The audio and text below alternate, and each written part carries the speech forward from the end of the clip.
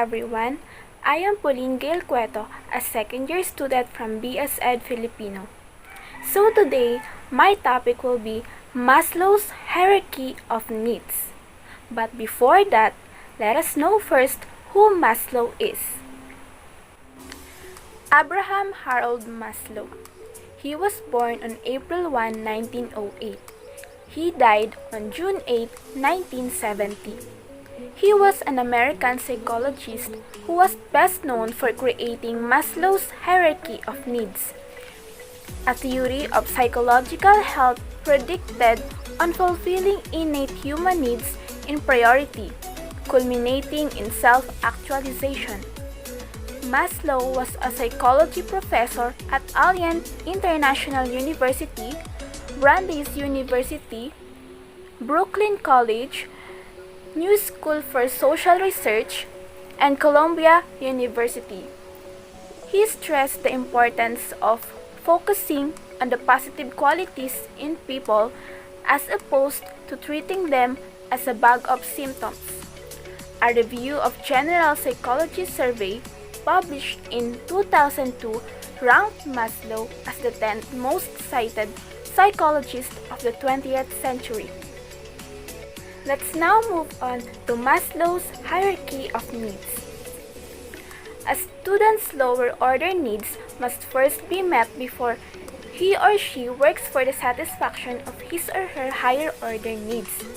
The lower order needs include first level needs and second level needs. The first level needs are basic survival and physiological needs for food, air, water, and sleep. The second level needs are bodily safety and economic security. There are three levels in the higher order needs. The first, which is now the third level in Maslow's need hierarchy, is the need for love and belonging. The needs at the fourth level include those for esteem and status, including one's feelings of self-worth and competence. The fifth level need is self-actualization, which means becoming all that one is capable of becoming, using one's skills to the fullest, and stretching talents to the maximum.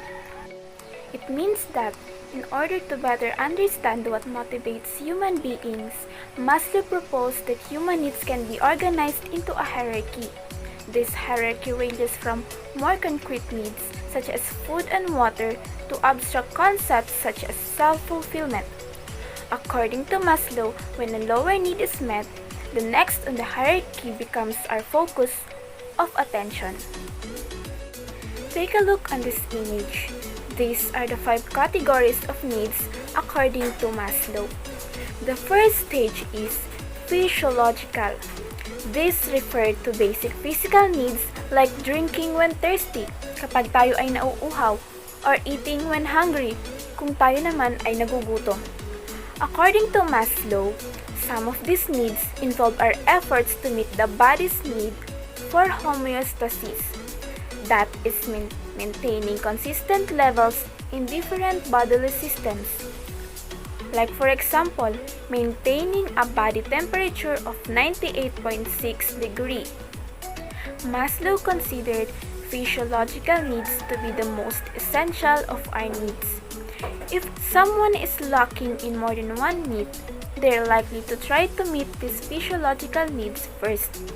For example, if someone is extremely hungry, it's hard to focus on anything else besides food. Another example of a physiological need would be the need for adequate sleep. The second level is the safety, or ang pakiramdam na tayo ay ligtas. Once people's physiological requirements are met, the next need that arises is a safe environment. Our safety needs are apparent even early in childhood, as children have a need for safe and predictable environments and typically react with fear or anxiety when these are not met. Maslow pointed out that in adults living in developed nations, safety needs are more apparent in emergency situations. Examples are war and disasters. But this need can also explain why we tend to prefer the familiar or why we do things like purchase insurance and contribute to a savings account. The first two levels are what we call the lower order needs. Now, let us now proceed to the higher order needs. Once the lower order needs are met, we will now focus on the higher order needs. The higher order needs starts on the third level, which is the love and belonging. Love and belonging. According to Maslow, the next need in the hierarchy involves feeling loved and accepted. This need includes both romantic relationships as well as ties to friends and family members. It also includes our need to feel that we belong to a social group. Importantly, this need encompasses both feeling love and feeling love towards others. Since Maslow's time, researchers have continued to explore how love and belonging needs impact well-being.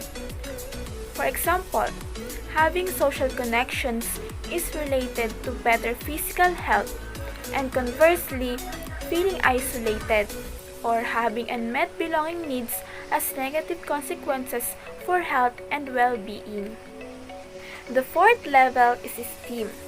Our esteem needs involve the desire to feel good about ourselves. According to Maslow, esteem needs include two components. The first involves feeling self-confidence and feeling good about ourselves. The second component involves feeling valued by others, that is, feeling that our achievements and contributions have been recognized by other people. When people's esteem needs are met, they feel confident and see their contributions and achievements as valuable and important. However, when their esteem needs are not met, they may experience what psychologist Alfred Adler called the feelings of inferiority. Let us now move on to the highest level in the hierarchy of needs, and that is the self-actualization. Self-actualization refers to feeling fulfilled or feeling that we are living up to our potential. In other words, this is the feeling of fulfillment. One unique feature of self-actualization is that it looks different for everyone. For one person, self-actualization might involve achievements in an artistic or creative field. In other words, self-actualization means feeling that we are doing what we believe we are meant to do. Naniniwala tayo na ang ginagawa natin ay ang mismo na katadhana sa ating sarili na gawin. According also to Maslow, self-actualization is relatively rare or bihira lamang. Ang mga examples niya dito ay sina Abraham Lincoln, Albert Einstein, and Mother Teresa. Based on Maslow's theory, a satisfied need is not a strong motivator but an unsatisfied need is.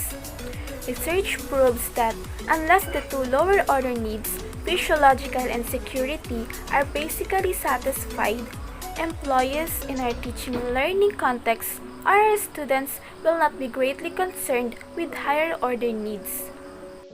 Ibig sabihin nito, mas nakakapagbigay ng motivation sa isang tao or sa atin yung mga bagay na hindi pa natin nakakamtan or yung sinasabi na unsatisfied needs. Unlike sa satisfied needs natin na wherein minsan kontento na tayo doon, kampante na tayo na andyan na ang mga needs natin. Also, sa unsatisfied needs ng isang tao, ito ang nagpupush sa atin to push harder and to be determined in achieving a certain thing or needs. For us teachers, this means that we cannot teach students with hungry stomachs. We cannot teach students when they feel afraid and insecure, while it is not our obligation to feed them. Working with parents, the school nurse, and all others who can help can address the problem of students' hunger, lack of sleep, and the like. Meaning to say, just like what Maslow said, on his hierarchy of needs, a student cannot go on the higher needs if he or she wasn't able to satisfy the lower needs. Of course, once a student is hungry, mahihirapan ang mga teachers na turuan siya. And it's better to say na hindi niya ma-absorb ang mga information o yung tinuturo sa kanya ng isang guro dahil gutom siya. Ang focus niya ay wala sa itinuturo kundi nasa pagkain. It is also the same with students who feel afraid and insecure. Hindi natin mapipilit na turuan ng isang bata kung sila ay wala sa magandang kondisyon or if they are not in the good mood. To resolve this, mas mabuti kung makikipag-ugnayan tayo sa mga magulang or sa kahit sinong tao na mas nakakaalam ang gagawin para ma-resolve ang ganitong sitwasyon or pangangailangan ng mag-aaral. Our students' need for love and belonging is satisfied in a class where they feel they belong and are accepted regardless of their academic standing in class, economic status, or ethnic background. Their need for self-esteem is satisfied when we help them succeed, recognize their effort and contribution no matter how insignificant, and praise their achievement. Doing so actually propels them to self-actualization. This slide means that masasatisfy ng isang student ang needs for love and belonging kung napaparamdam natin sa kanila na kasapi, kasama, or tanggap natin sila for who they are. Tanggap natin sila regardless of their status in life, kung mayaman o mahirap, matalino man or hindi, or kung ano man ang kanilang pinanggalingan. Also, we teachers can help our students to satisfy their needs for self-esteem kung tinutulungan natin sila na ma-achieve ang mga bagay na gusto nila. Dapat napaparamdam din natin sa kanila na nare-recognize natin ang bawat effort at ginagawa nila, whether it be a small or big achievement. Sabi nga, huwag tayo maging madamot magbigay ng papuri, lalo na kung deserve naman ito ng ating mga estudyante. And by doing this, we also help them to achieve the higher level of needs, which is the self-actualization. Goal theory. Learning goals versus performance goals. The goals we set for ourselves affect our level of motivation. Ibig sabihin nito, nakadepende sa goals na sineset natin sa ating sarili ang magiging level of motivation natin. Kung mataas ang sinet nating goal, magiging mataas rin ang motivation natin.